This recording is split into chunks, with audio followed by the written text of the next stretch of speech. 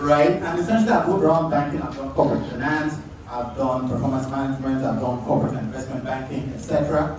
But really, what drives me is part of the conversations we've had here today. I'm really enamored by leadership. Not just leadership as the world sees it, but leadership the way we see it. Leadership the way, or leadership in the manner that inspires people, that causes a change, especially for those of us who are young and young at heart. Right? And I wrote a book last year. I'm going to tell you about it sometime in this conversation.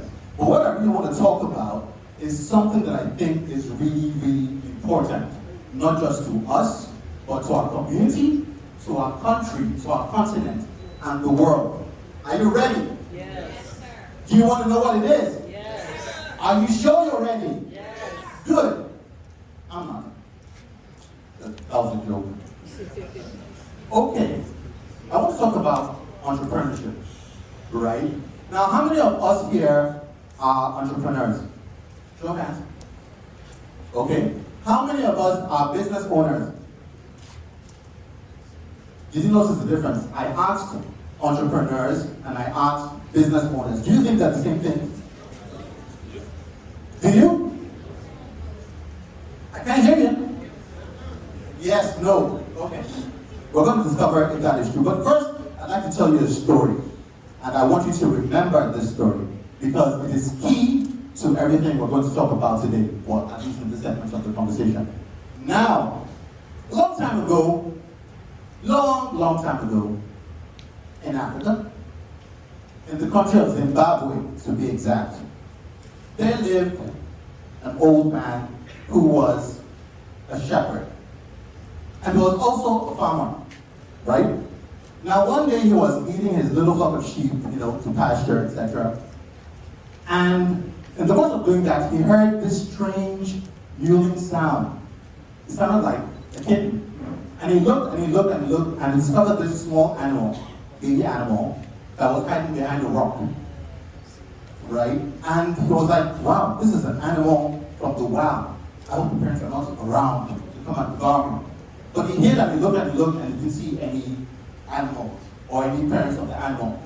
So eventually, he took in the baby animal back to his homestead and he raised it as one of his own flock, right? So this baby animal, he grew up with his own flock. It ate like a sheep, drank like a sheep, made sounds like a sheep, did everything like a sheep, right? So to all intents and purposes, it was in fact a sheep. Fast forward some years later, the shepherd slash farmer led his flock and this little guy, who was not so little, to go and get some water from the lake, right? And because of doing that, they were all drinking from the lake. They suddenly heard this strange, terrifying sound that came from the forest. And everybody was frightened, and they all took off. And out of the forest burst this really large, terrifying animal.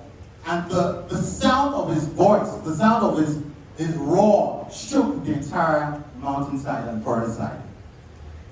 And they all took off, right? But this animal, the one that grew up like a sheep, was confused. Because as he was drinking from the lake, and he was looking at his reflection, and he saw the animal that made that noise, he was like, oh, what's going on here? This guy looks like me. What exactly is going on? But he took off because his brother and sister sheep were also taken off. Some days later, they all went back to the same lake and had another drink. And then this same animal came out of the forest and made that same noise. And they all took off. But before he could, the big animal had cornered him. And it was just two of them in the lake. And it was as though the big animal was just saying, it's you and me today. And they were like, okay, I'm dead. I'm gone. This is the end. But as the animal, the big animal, was roaring at him, it was as though he was telling him something. That look, this sound I'm making, you can make it. Go ahead, try it. But all that could come from his mouth, from his throat, was the sound of a sheep. But the big animal was like, go ahead, try it again. And he tried, and he tried, and he tried, and on the 7th time, he made that exact same sound. That was the day he discovered that even though he ate like a sheep, drank like a sheep, did everything like a sheep, he was not a sheep. He was what? He was a lion. You know that story, huh? But it wasn't told the same way I told it. It's swag. So what is the motive? What is the key thing I wanted you to get from that? We'll discuss that later.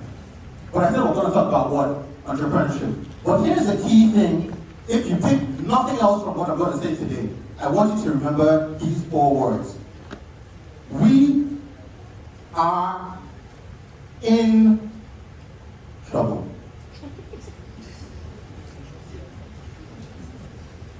Yeah, we're in trouble. Why are we in trouble? I'll tell you why. Because the continent of Africa, with all its vast resources, all its potentialities, all the richness of the minerals and the things that are in the ground, the people that are within it, for all of that, this continent has remained on the back foot of global economic conversation. Yet it is the most blessed continent of all continents in the globe. But we are at the back foot of global economic conversation. And for as long as you remain on the back foot, you cannot really do anything. You can't. You can't. But here's the thing. The UN has said by the year 2050, the world's population, we're currently about 8 billion people, just so you know. But by 2050, the world population is going to increase by an additional 2.2 billion people. Billion, not million, right? For those of you who are wondering, billion is 9 zeros. Okay? 2.2 billion people. Now, out of that 2.2 billion people, 50% is projected to come from the continent of Africa. That's what? 1.1 billion people, right? Right? Right. Guess what? Out of the 1.1 billion people, 64% of that is projected to come from a certain country. Guess which one? Aha. You see the problem. We're currently what? 200 million plus, right? Give or take. And we're expected to have an additional 700 million people in 29 years' time. So they like one. Is what the UN is saying.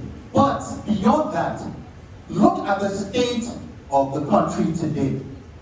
Look at the state of the continent today. We are blessed with so much, but have so little to give to our people. We are blessed with so much, but we cannot afford to give our people basic health care. We can't send our children to good schools. We can't give our people access to quality roads, to quality education. I mean, what is going on? Yet, in 29 years' time, or 28 years' time, we're going to have an additional 700 million people. What is going to happen? Do you now see why I said we're in trouble?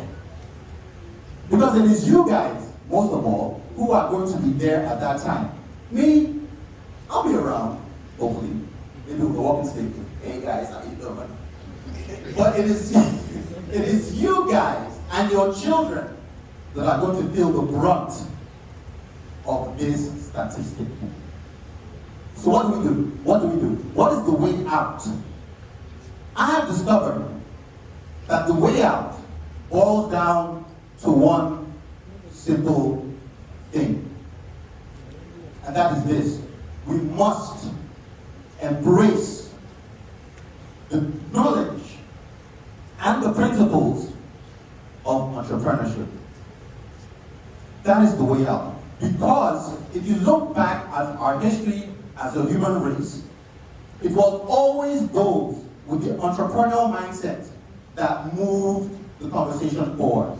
Back in the day when we fought wars, we started with things like swords and bows and arrows. But one day, one guy woke up and said, how about if we don't do bows and arrows? How about if we develop something that has shooting power, that can hit the enemy and just destroy them in like 5 seconds? How about that? It was a thought that somebody had.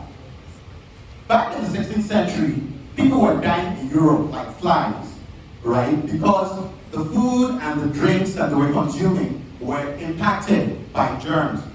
It was a guy called Louis Pasteur who discovered that through a particular process, he could eliminate most of these germs out of our food and our drink. And that is how we got the term of pasteurization. In 2008, a gentleman was in Paris, and he was just lounging with his wife, and he was waiting for a cab. And the cab took minutes and minutes and hours to come. And I was like, man, what is this? How can I be waiting for hours and hours for a cab to come and take me to wherever I want to go? And he was thinking, I was like, wait a minute, how about if someone just started something and you just call a cab to come over and get you from wherever you are and take you to wherever you want to go? That man was the man who started Uber. 2008, if you recall, was when we had that global economic crisis, right? But what am I saying? I'm saying that in times of crisis, or any time in human history, it was always those who had a different way of thinking, a different approach to life, a different mindset that always moved the conversations forward, which is not what we are doing. If you look at the history of global economics, from the 1st to the 16th century, global economics was linear, meaning that it was flat. But from the 17th century, you would see a spike, right? It moved from flat to about 1.1%, 2.2%. What happened in those centuries, 17th and 18th century? Those were the centuries that the first and second industrial revolutions occurred. The first industrial revolution occurred in the United Kingdom, England, when they discovered that by using steam engine, they could harness the power of steam and transport their goods and services at a faster rate or a faster pace. And that improved the conversation, that improved their lifestyle, that improved their economies. In the 18th century, even though the United States was just coming up, they discovered the combustion engine. And on the back of that single technology, the United States came to the forefront of global economics. What am I saying, people? I'm saying that it is whenever a country or a people or a community develop or impact global economic conversations that they're able to have a seat at the table. And that is what Africa is not doing. But I said that there is a difference between entrepreneur and business owner. And you must realize that if you want to play this particular game. Now, how would I describe it? It's a bit involved and we will take all of it, right? But if I were to explain it in a simple sentence, I will tell you this. Business owners play the game, but entrepreneurs change the game. Business owners play the game, entrepreneurs change the game. Some men see things as they are and say why. But I dream things that never were and say why not. George Bernard Shaw said those words. And those are the words that guide every single entrepreneur. That spark of individuality, that creative spirit, that passion to do something, to change the conversation, to make the world a better place, that is the guiding light of true entrepreneurs. And that is the difference that we have to make. That is the thing that we have to bring to the table. But you cannot do that if you don't understand how true entrepreneurship works. I'm out of time, right? Oops. Okay, I think I'll just wrap up with this, to leave you with this thought. What is entrepreneurship, really? Right? And if you look at the dictionary, you'll see a couple of definitions, buying and selling goods and products and services, building a business, blah, blah, blah, blah, yada, yada, yada, whatever. But, if you want to understand what the word means, you have to look at its etymology. right? Its origin. What does it really mean? And if you look at the etymology of entrepreneurship, it's actually from the French word. A French word called entreprendre.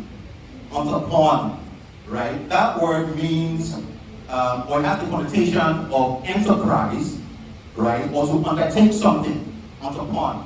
But the root word of entreprendre actually comes from Latin.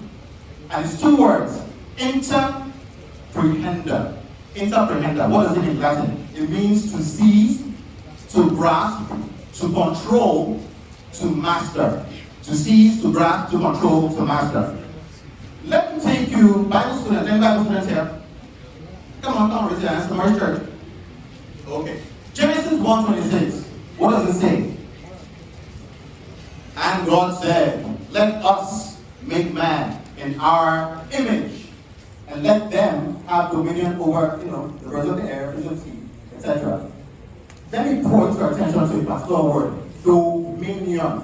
Remember that the Bible, the Old Testament, was not written in English, it was written in Hebrew. And the Hebrew word for dominion is a word called radah. R-A-D-A-H. Radah. What does it mean? It means to lead, to rule, to subjugate, to have dominion, to master. The same words, the same meaning that entrepreneurship has in Latin, to seize, to grasp, to control, to master. So what does that tell you? It means that when God said, let them have dominion, He was saying that I have put you in control over something.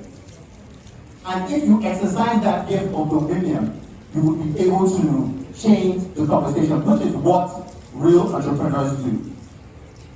If you want to change the game, if you want to be a player on the world stage, or even on the national stage, you must imbibe this mindset. Business owners play the game. Entrepreneurs change the game. Thank you very much.